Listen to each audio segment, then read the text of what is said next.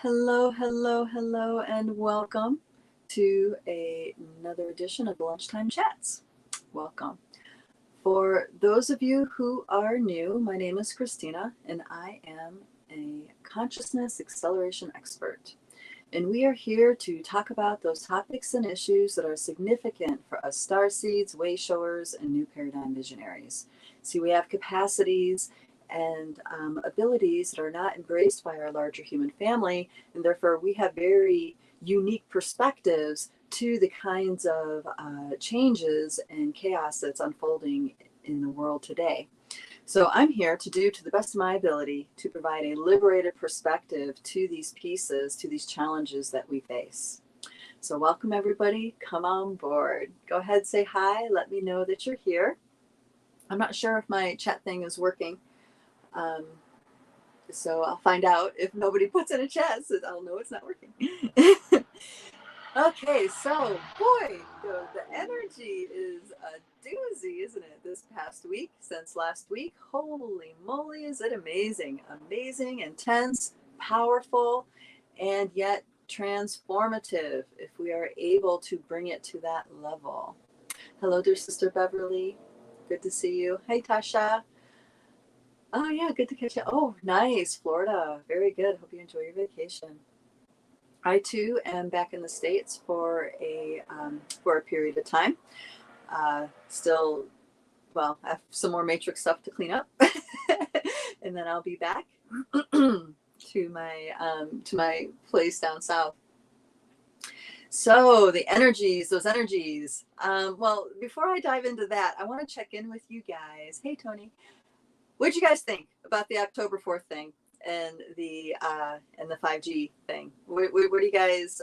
What did you guys experience when that test went on?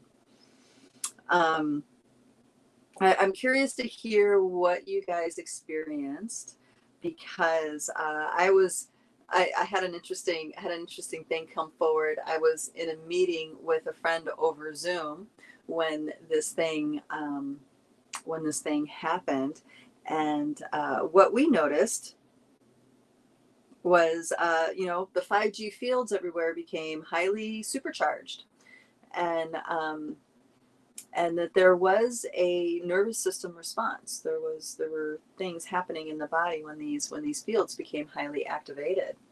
Now, I don't know if I'd go as far to say as V2K tech, but I know that 5G does create sub-realities, and I've talked about this several years ago, and it felt like that really got activated big time. Oh, thank you, darling. Thank you. And so what I want to say about this is that, our biosuits are highly sophisticated interdimensional apparatuses. Okay, they're highly sophisticated, and our nervous system is way more sensitive than we realize. And the control systems that have been in place for a long time used the nervous system response to reinforce things, to reinforce pain, trauma, emotional anguish, all this stuff. So we know these feelings very well. We know these frequencies very, very well. And what's happening on a natural cycle level, or I should say on a solar cycle level and a lunar cycle level, all these, many of these deeply embedded, held patterns that we've been living through from generation to generation, inherited stuff, these patterns are coming up fast and hard to the surface. And with that comes a certain nervous system response, because a lot of these patterns that we've been deeply entrenched in generation after generation, right? It has to do with trauma, it has to do with shock and, really intense feelings that tweak our nervous system. I'm tying this into the 5G thing, I promise. And so on the solar lunar cycle level, all this is being brought to the surface. Light is being shined on it, and we are being challenged. We are being called to alchemize and release and let go what we can, claim what's ours, take accountability for what's ours, and then move the rest of it through our system. Okay. And this activation that happened with that 5G thing seemed to, it activated those 5G fields, and it also activated the nervous system as if it is going through or having a memory of or a pattern of, those past experiences.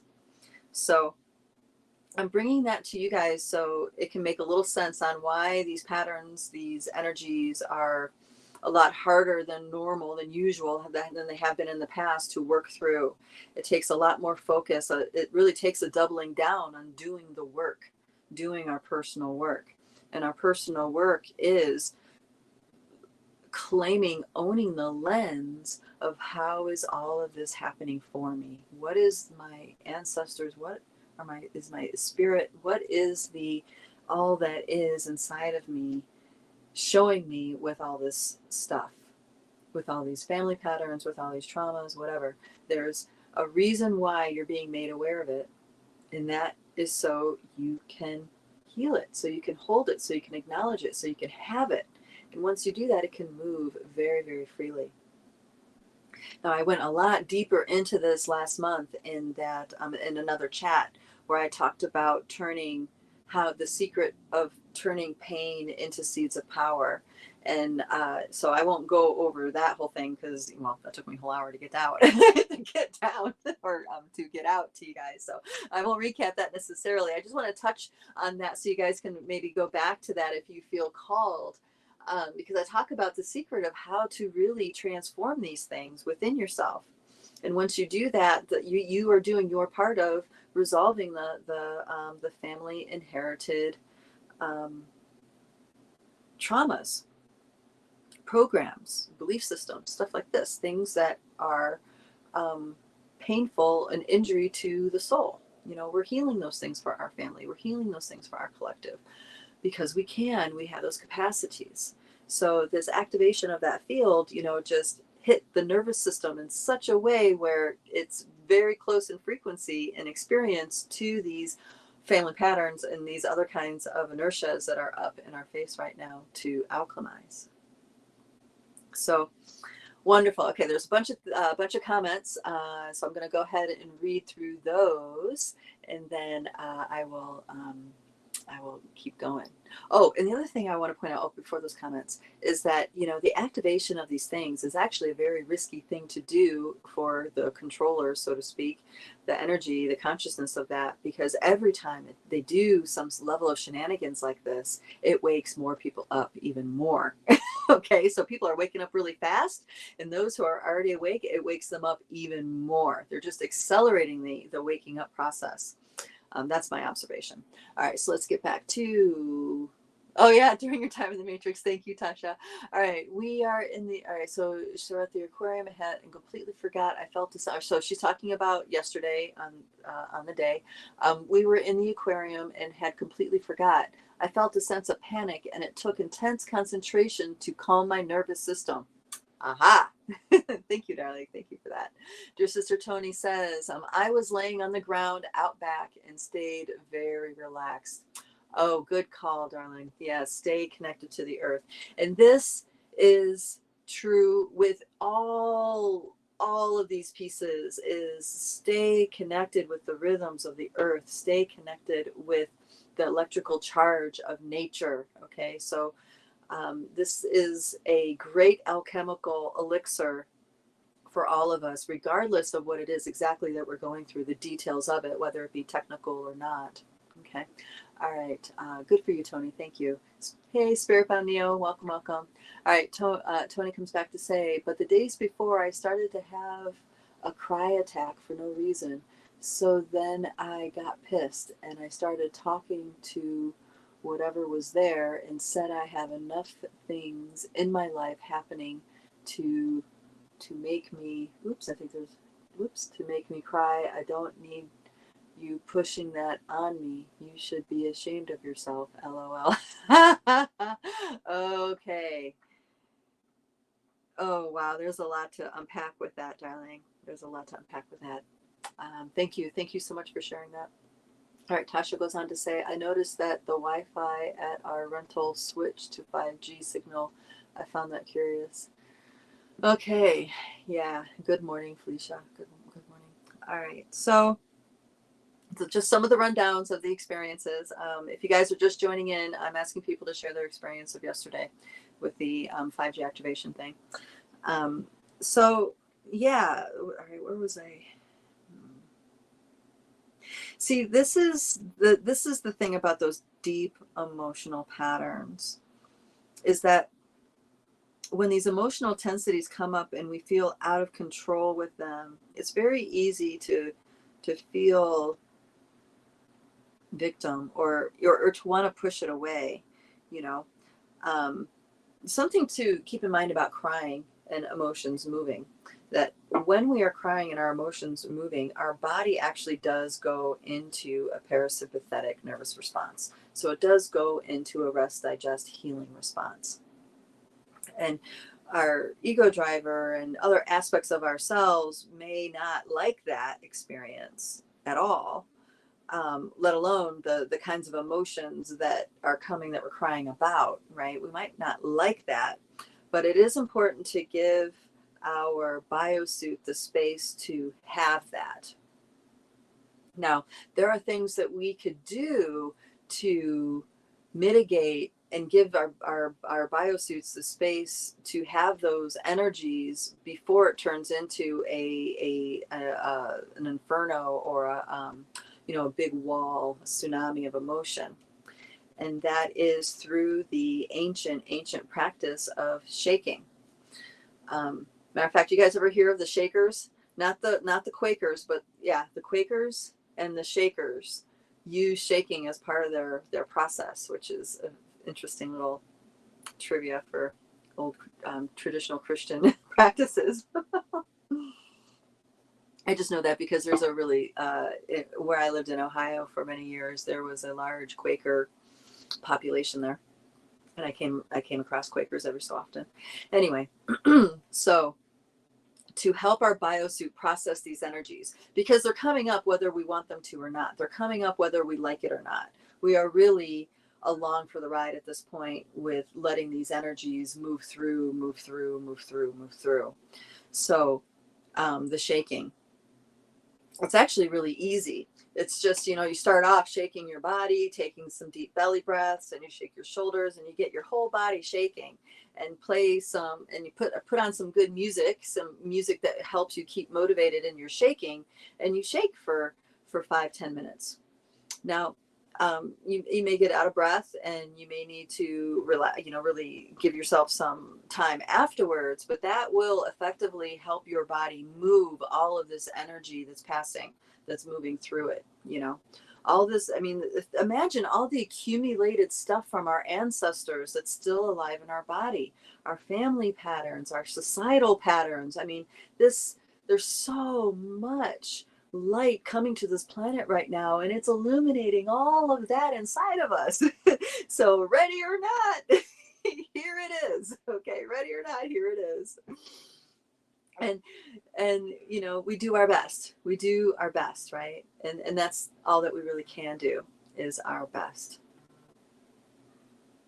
So that's the piece I want to weave in here with that part that Tony was talking about. The self-talk when we go in is, forgiveness. I see you. I love you. I'm sorry. Please forgive me. Acknowledging the parts of us that are in pain because we've experienced these patterns. That's the big healing piece. That's the big inside talk to do, is bring love and forgiveness to those parts of you that, are still in the experience of pain, of abandonment, of heartache, of fear, and we have all the tools we need to mitigate all this. Okay, whether it be technological or on the celestial, solar, lunar levels. Okay. All right, dear sister. Tony goes on to say, I'm very thankful for your story about the gray, whether Whether that was what was going on or not, it was not my energy. Thank you for the reminder. Oh yeah, yeah, yeah, yeah. Yeah, yeah, yeah. Whoo, yeah. See, we do have these choices. It's interesting. I feel like I'm being reminded of a video someone posted and asked me to watch, and I can't remember his name. What was his name? Handsome, bald guy, spiritual teacher, Harris. Uh, Ed Harris, I think that might be his name. And he talked a lot about this month specifically about transformative grief and what that is. And there's a lot of wisdom in, I didn't get to watch the whole thing, but what I did watch was a lot of wisdom in what he was sharing. And, and, you know, there, the collective as a whole is learning how to be transformed by their grief. And the reason why I'm tying this in now is because these different technologies that are used, or different tactics that are used to trigger us into downward spirals, become less and less effective when we are adept at transformative grief. When we can step into that and lean into it hard, we become unshakable inside. Some parts of us become unshakable inside. And these different tactics that are used to trigger and control don't work anymore. So this is the light at the end of the tunnel of this, you know. It's just, it's collective and it's massive. We have lots and lots of help, of course. We have lots of help. And this is all unfolding for us to wake up to the truth of who we are.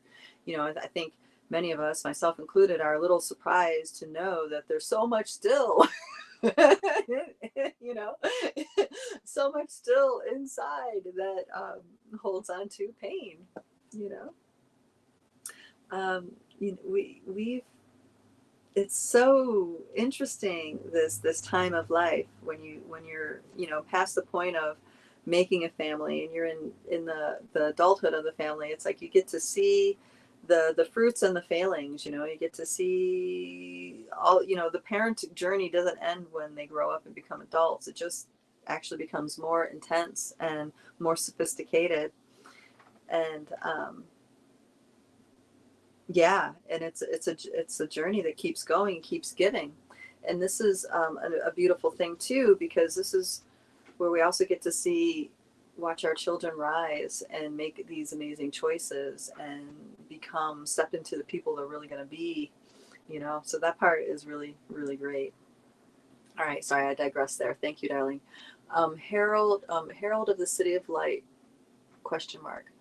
Learning to build my field so I can welcome them in. Not at all pleasant sensations recently. Sensations of two incidents of heavy sheets of energy lifting off. I cried.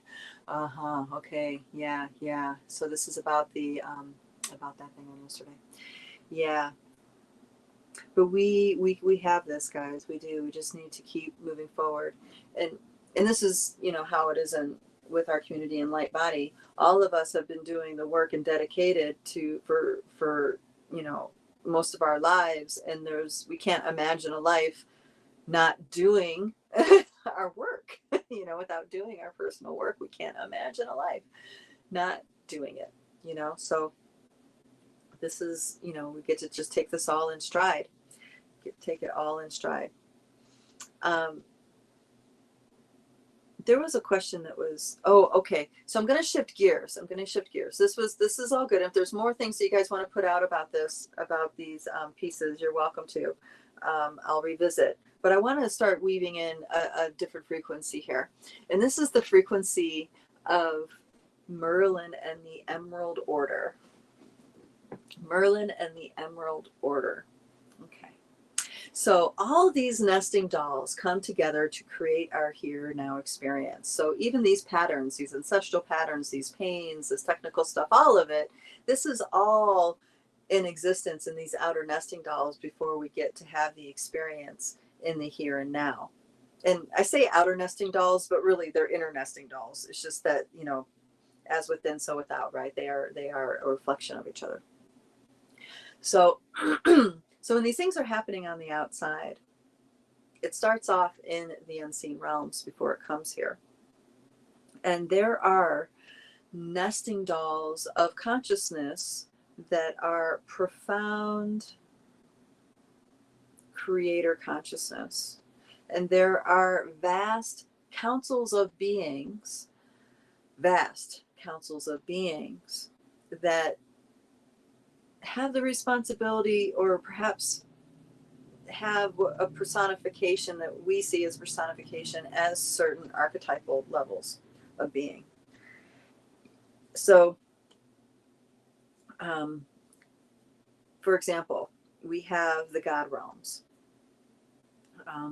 The realms where the different beings that maybe we call them Anunnaki, were the different beings of the Vedas, the different bodhisattvas, the different ascended masters, all these different realms, beings, consciousness that people work with are what maybe we would call the God realms. Now, the Anunnaki are a different nesting doll than these other higher echelons I'm talking about, because they are specifically keepers of that 4D field of the health of our collective consciousness. Okay, so don't throw the baby out with the bathwater. They're not all in the agenda, but there was a let's say a veil put in the layers of that nesting doll that inverts and reverses things. So we are very often experience distorted, reversed expressions of these creator consciousness energies for lots of reasons. But I really want to bring forward, I want to decode this energy that we're in right now, so I can bring forward that the truth of Merlin and the Emerald Order, and give it words and understanding, because this nesting doll of consciousness, this collective field of consciousness, has had a major breakthrough and opening, and has had a massive upgrade, and it's in its accessibility by us in this realm, on this planet. So I need a minute to orientate to the way into decode here. Okay, so you guys know about the stories of Merlin in the King Arthur and Guinevere and the Knights of the Round Table. Okay, this story, this myth, doesn't go away, because it is telling us a very important truth that is a cellular memory. It's a memory within our elemental realm, within our cellular realms, within our DNA realms. Okay, it's in our cellular records, and they get handed down generation to generation to generation. Many things get buried, especially when you rely too a lot. Then these records get buried and we don't have access to it. But the ones that are deep truths that cannot be buried, it's because it's energy that is alive. Okay, it's energy that is alive. And that's why the story of Atlantis will never go away. The story of the fall of Atlantis is something that is deep and buried in our history. And we all know on a deep cellular DNA level, we have trauma from that still to this day. Barbara Hamclough did a wonderful study called a book called Castrophobia. She lays it all out very, very clearly about the proof of the existence and the overall impact on the deep subconscious collective level for humanity. So I won't go into that part. That part's been very well decoded. But this story of King Arthur and Guinevere is something that has been repeated over and over again and embellished upon in many ways. And the distortions, help keep it buried in our cellular memory. But as we come into a time where there's more and more truth sayers that are able to do the research and share all the the energies of the different kinds of accounts of that court, it starts to activate people, and it starts to get us in touch with our loss and our grief, with the severance of our divine, the severance and the possibility of the reunion of divine masculine and divine feminine. Okay, the King Arthur story is actually a continuation of a much older story of the time of Mary Magdalene and Mother Mary and her mother, Saint Anna. So this is a sisterhood of sacred feminine force that, you know, did everything they had to do to exist in this realm. And the story of King Arthur and Guinevere is the last story we have in our collective field of the potential of a divine union happening again in this realm. And Merlin was a progenitor of that. He was a facilitator of that union. Attempted. Okay. Now, it was infiltrated in a lot of different ways, and it didn't successfully happen according to the lore. But the energies of that divine masculine and divine feminine simply went dormant. It did not end. It just went dormant, went to sleep, so to speak. The divine masculine, in its full expression, in a DNA form on this planet, simply went to sleep. And the divine feminine went on. Okay? I don't know about fully asleep, because I don't think the divine feminine can go fully asleep, but there is definitely a stasis of some sort. And with that, in the story of Merlin, of King Arthur and Guinevere, Merlin also got put in stasis. Okay, Merlin also, the consciousness, the facilitator, the cosmic facilitator to bring reunion in divine masculine and feminine, went into stasis. This is that story of Morgana imprisoning him in a crystal. Now, there is South American lore that talks about a wizard bringing a sacred child to South America. Okay? And his name was Wotan. And he was a fully realized awakened being. Now, that is in the lore in many of the South American indigenous stories. They didn't call him a wizard, but in the way they describe the being, he sounds like a wizard. Okay.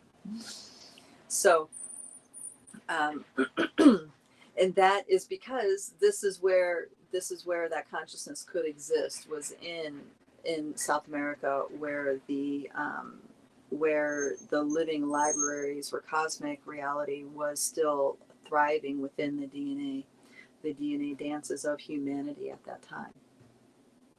So in the realm of the northern hemisphere, the eastern hemisphere there, it was not possible. And there was a great heartbreak. And this is relevant because many populations of North American populations are European descent. So we all carry that DNA memory. Whether it's buried or not doesn't matter. Now, this is why when you have people come from indigenous backgrounds, they have a very different resonance they have a different dance going on to the divine masculine, divine feminine. So the Merlin consciousness, though we have different regions of the earth that have different expressions, the Merlin consciousness is the common thread that weaves through them all. Okay? And this is in direct connection to what some might call the Emerald Order. And the Emerald Order has been talked about by many different beings and channels and stuff like that. A lot of star seeds that I see in YouTube, a handful of them anyway, also refer to this in their own terminology. The Emerald Dragon, sacred, the Emerald Covenant, but the main piece there is the frequency of emerald and what that is. Okay, when you go into these outer/inner nesting dolls, emerald is a template of a cosmic creator consciousness. And this is why some might call it Emerald Dragon. Okay, because it is a cosmic creator consciousness. And the emerald frequency is the template through which that consciousness expresses itself. Yes. So many intuitives out there, I'm sure you guys are probably a part of that, have been getting downloads about emerald frequencies for years now. I wouldn't doubt this, because that level of consciousness is waking up inside of us, and we're beginning to have access to it. Now, being a Merlin, this is there means many different things. Okay. I'm going to back up a little bit. So the Merlin consciousness and our ability to access it back in antiquity became hindered. And when we tapped into Merlin consciousness, it had distortions. Okay. Just like when we tap into different ascended master consciousnesses within us, there's distortions. Now, it's because that's the state of our DNA dance. It's the state of the level of quantum that we're able to embody to activate our DNA dance. Okay.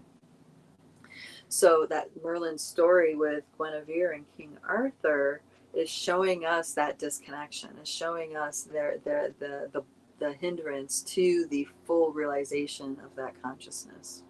Had that been a fully activated, empowered Merlin, he would have successfully been able to facilitate that union and a divine offspring successfully, because that energy consciousness would have been met.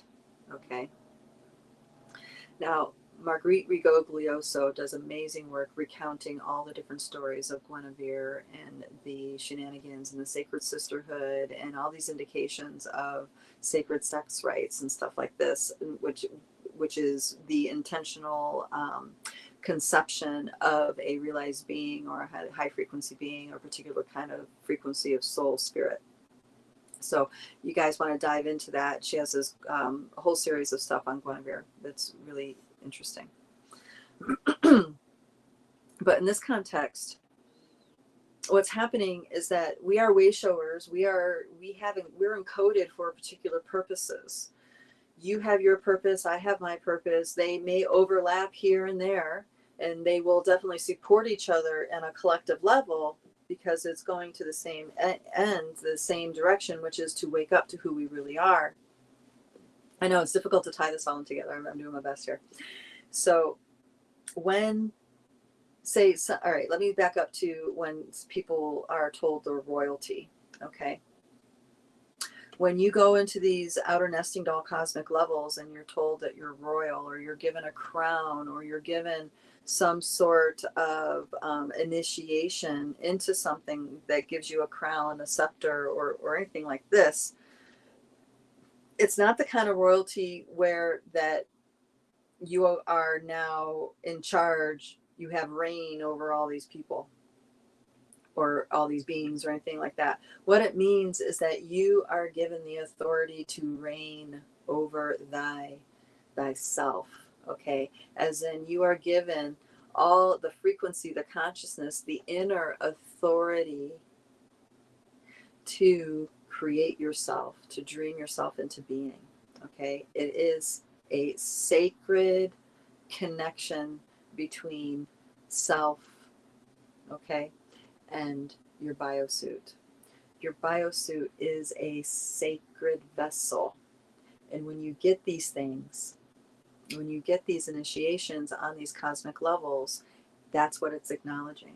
So many people wake up to being fairy queens, fairy kings, stuff like this. That means that you have the capacity inside. There's a level of consciousness now awake inside of you that has, say, sacred reign of your elemental nature. Okay? This is hard to comprehend, because the royalty model has been really messed up in our minds, what we think it is and how we relate to it. So it's talking about you have a particular bandwidth of consciousness and activated consciousness templates within you, alive and growing and integrating in your DNA dance. Okay, that's what that means. So when someone's queen of the dragons, okay, that means that they are getting initiated into authority of their own dragon natures, which are these outer nesting dolls of cosmic forces. They're getting in touch with that. So, for example, I'm a sacred pillar holder. Now, does it mean that other people can't reach this kind of consciousness? No, but my particular life was engineered to make sure that I woke up to this particular pillar of consciousness that connects these different cosmic aspects to the human existence. Okay. I have a very unique journey in how I've gotten to be the way I am, and I'm sure you guys have your very unique journey to where you are. And what's really important about this is that, you know, it's important that we have certain skills, we have certain abilities in order for us to fulfill our purpose on a spiritual level. So for me, I need to trust myself. I need to be my own sacred authority. And because of that, I'm like, I'm not allowed to watch all these videos that you guys get to watch on YouTube of people sharing stuff. You know, not that, I mean, I try, people will send stuff to me and I'll start listening, but my guides at one point, they'll just completely either, you know, distract me so I don't hear it, or, you know, the stuff will freeze. You know, it just doesn't let me happen. It doesn't let it happen. Same thing with reading certain materials. It's like, I can't, they don't let me do that because it will cause me, when I come to the realization inside myself, it will cause me to defer to that outer source of knowledge, you know, acknowledging it that I learned it this way versus acknowledging that I learned it this way. And I learned to trust it because I learned it this way versus learning to trust it because I learned it that way. You see what I mean? Okay. So you guys have your own unique pieces that have to be in place in order for you to fulfill your role. Okay.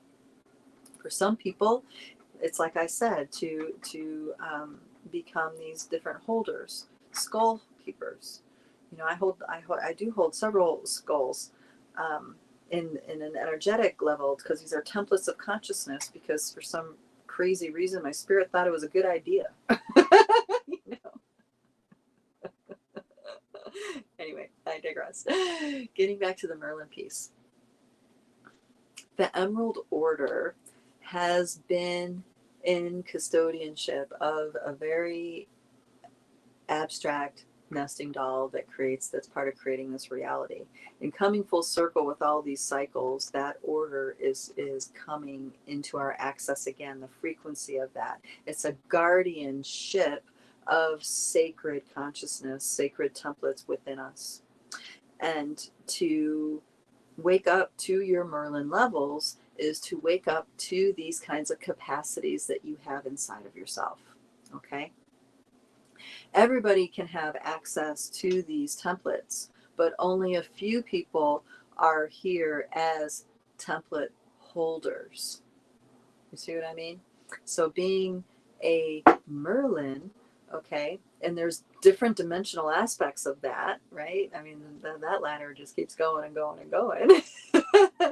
So to be a Merlin is to be a keeper of these templates, which means you have a responsibility to do the work to cultivate the skills that you need to cultivate in order for these templates to activate and become a living, breathing reality inside of you. So in some ways, it's really great because when you're doing your inner work, once you wake up to these different authorities, it's really powerful levels of clearing and very graceful, easy levels of clearing. The downside to that is that everything in your ego driver that fights or isn't in alignment, or anything in your ancestral stuff that's not in alignment with those templates to come online and integrate inside of you, that's your personal work that you got to do. That's a big, heavy, until it's not, of course, duty. Because on top of being in the agreement to be holders of these different templates of consciousness, we also chose to incarnate in a highly traumatized family. Right? So yeah, we thought that was a good idea. Now, of course, boots on the ground level, it's like, wow, that's really intense. I can't believe I chose that. But here we are. Here we go. We just need to keep surrendering and letting go into what's happening in our moment and show up for it. And in that, it alchemizes and we do the work. Dear sister Laurel, please let me know if that is the mark you were thinking about with the Merlin piece. All right. Spiritbound Neo, hello, darling. Realization link.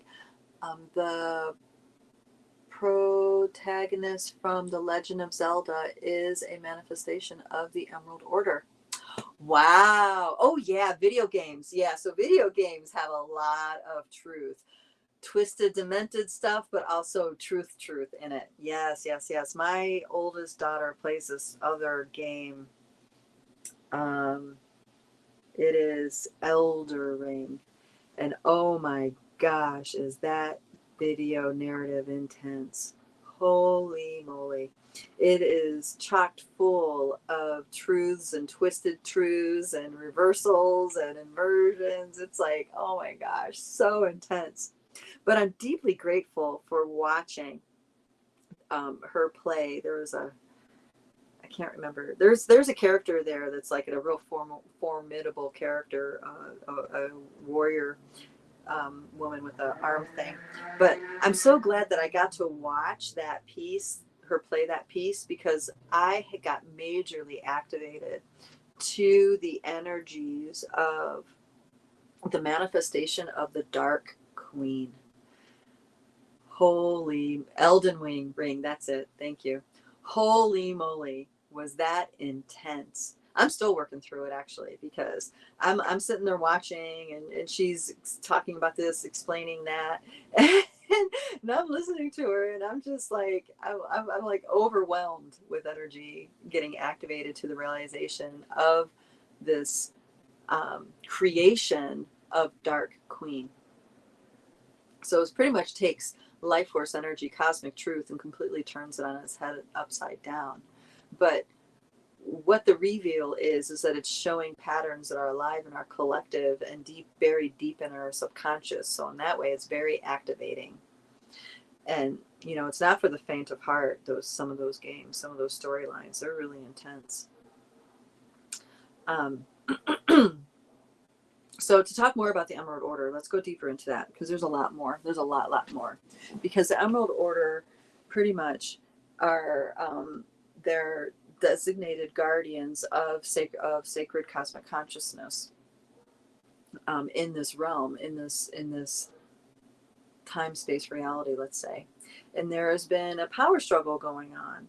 And there has been doors shut to consciousness where, there's the Barbara Handclough talks about a great quarantine. This is the Anunnaki reporting that there's a great quarantine put on the consciousness of this planet, which means no more gods were allowed to come. No more beings were allowed to come and present themselves as God. Okay. And that's why a lot of visitations stopped from these different beings, because that quarantine was put into place. Now, the exception was the highest, deepest truth of divine union. And that is why the being currently known now as Christ was such a big deal. His impact is still felt to this day, was because he was manifested beyond the quarantine and given birth into this world. Who did that? Sacred Cosmic Mother did that. Okay? So she is the ultimate authority when it comes to consciousness in these realms. And we have all these nesting dolls, and certain nesting dolls we get cut off from for different choices, different experiences, all that stuff. And, this full circle nature that we're coming to is realigning these nesting dolls, and then we have access to it again. We have access to remembering who we truly are again, which is what this whole process is about, remembering who we truly are as divine beings in a biosuit. That's what this DNA was originally gifted as. Okay, now there's lots of different hybrids, lots of different DNA combinations going on. True, very true. Some of us have Anunnaki DNA, some of us don't. But when it comes to the spiritual reality and the spiritual truths, because we are all in this collective field Pachamama, Great Mother, we have access to all of those DNA pieces. So the consciousness levels of them. And the Emerald Order is working to bring back all the different things that were taken offline in order to facilitate our disconnection from self. And so they're decoding that. They have lots of us. Probably you guys are probably have agreements or a membership with the Emerald Order somewhere in deep in your subconscious. It's very likely. That's why we don't buy into the shenanigans a lot of other people buy into, because there's something inside of us in our truth compass that says, yeah, no, that's not it. It's just there. It's innate. So it is a full inundation of emerald consciousness that wakes up these pieces to ourselves. Emerald, the Merlin order is a part of that. The Sapphire order is a part of that. The reclamation of the violet flame is a part of that.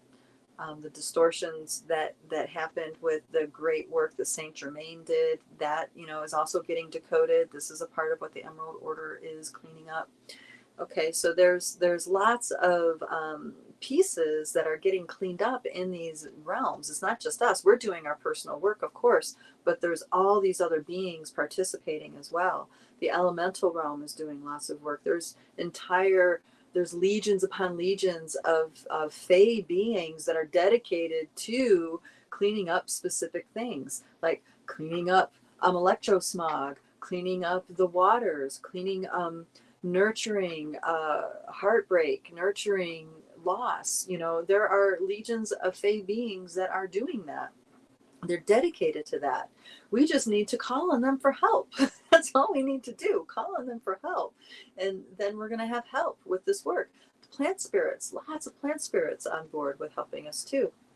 Because as we wake up to ourselves, these realms open up in our reality again, and other beings get to experience themselves differently as well. So that's the animal kingdom, the plant kingdom, the elemental realm. We really are the keepers of the garden, so to speak. The state of our consciousness is the keeper of this garden.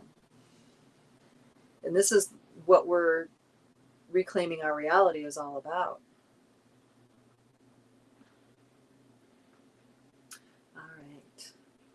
So let me know did I do okay with breaking down the role of the Emerald Order thing, the Merlin thing.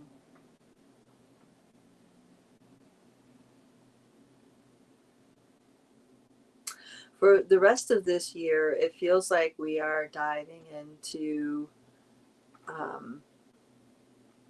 really getting clear on what's right for us as a collective. What's right? What life, what lifestyle, what needs, what truly is in alignment with our truth and what we want. What is truly needed for us to live in the truth of our soul.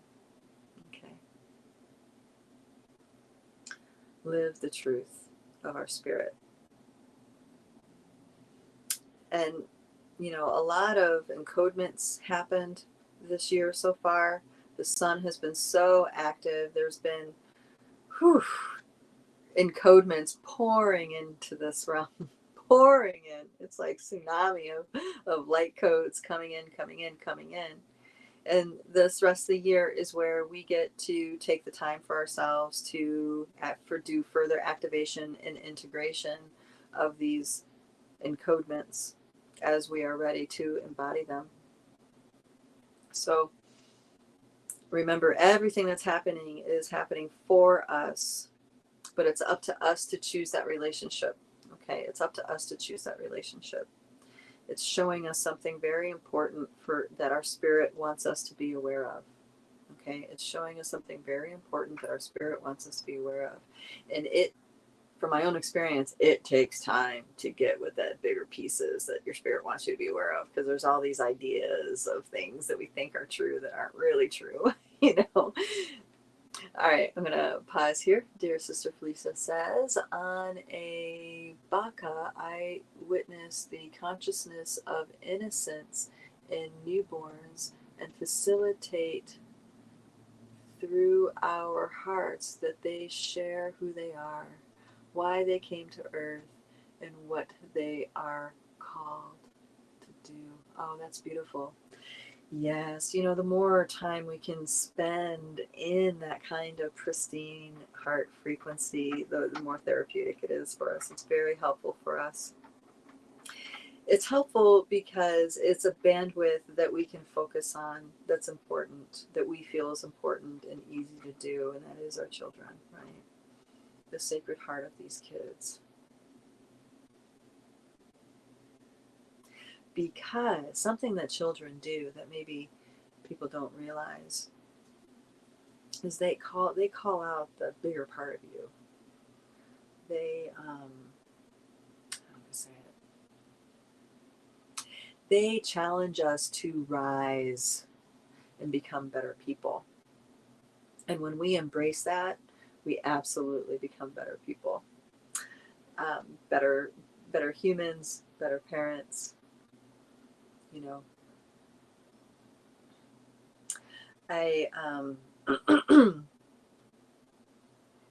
I'm excited for this next generation coming in, because what I'm gathering, the observation that I'm gathering, is that they will not tolerate crimes to their soul. They will not tolerate things that offend their soul. And that is the kind of wake-up call we need as a collective to meet, And this is where a lot more of those systems are going to fall down, because there's just no tolerance for it. No tolerance whatsoever. All right, Spirit Bound Neo says, my answer to you, if you had to explain the Emerald Order, is on understanding.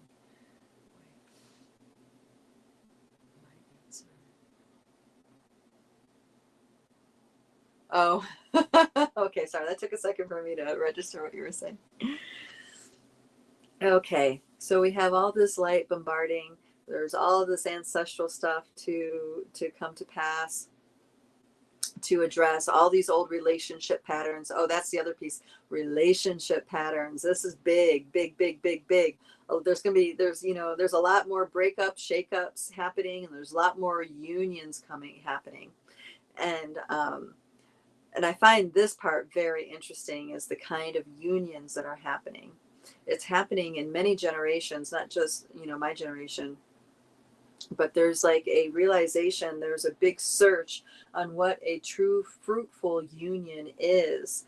And there is a collective understanding that most of us don't have a clue. It's like we can accept that most of us don't have a clue, because we've been taught by, our ancestors, and a lot of our ancestry has a lot of pain and trauma. So there is this courageous dive into discovering what a real, true, fruitful spiritual connection is. And that is great news for us, because the more that happens, the more reinforming in the collective field happens. Once that gets locked in a consciousness, I'll just use the term consciousness template. Once the divine union inside that consciousness template gets anchored in and starts, impacting how we build relationships, that is a tsunami that there's no stopping that. There's no stopping that kind of change. And that is great news. So even though it's really hard right now and it's intense, just remember, this too shall pass. Just continue to do your work. It might be more intense for you right now, or you might be called to different areas that other people aren't called to, because that is what your particular frequency, your purpose, this is what you're suited for. Now, the kind of levels that I go to are not going to be the levels you go to. The kind of levels that our dear Starshine over here goes to won't be the ones that we go to. But it's because we're equipped. We're perfectly designed. We're perfectly in resonance to address those levels in that way. So the more we do that, the more we support each other in this mass awakening, that, the easier, the easier is not a good word, the more grace there will be in this process. Okay. the more grace there will be in this process.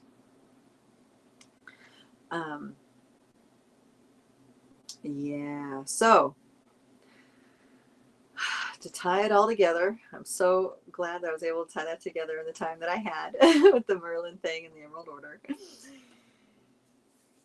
Our creation energies are abound. Okay, our capacity to create is very powerful right now. So my recommendation is to spend time focusing on what you really create, what you really want, regardless if it's realistic or not. Spend your time imagining that. Spend your time thinking about it, feeling it. Like, what is it that you really want? And let yourself take your actions in that direction. Whether they're the right actions or not doesn't matter. The point is that you're focusing in on that frequency. You're focusing in with that intent.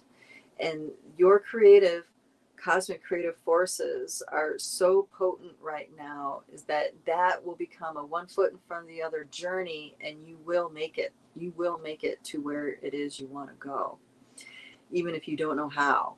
Okay, this cosmic force that's being revived inside of us is very, very potent, more potent than we realize. So how we spend our time, our focus, our bandwidth is more important than ever now. Okay. So don't be afraid to ask for help when you need help. Don't be afraid to sit and, be at the whim of what your biosuit needs you to do. Just let it happen. And there'll be a lot more grace and ease in this journey as we head towards the solstice. Forgiveness, forgiveness, forgiveness. That's always an important piece. You don't need to forgive other people. It's more about forgiving yourself. Forgiving yourself. Forgiving all the ways in which we bought into these shenanigans, sufferings, all this stuff. It'll soften us and it'll open us up to other potentials that we don't realize that are there. All right, loves. Exciting times, exciting times. I want to invite you guys we have a wonderful program in the Light Body Academy called Dreamtime Healing Project.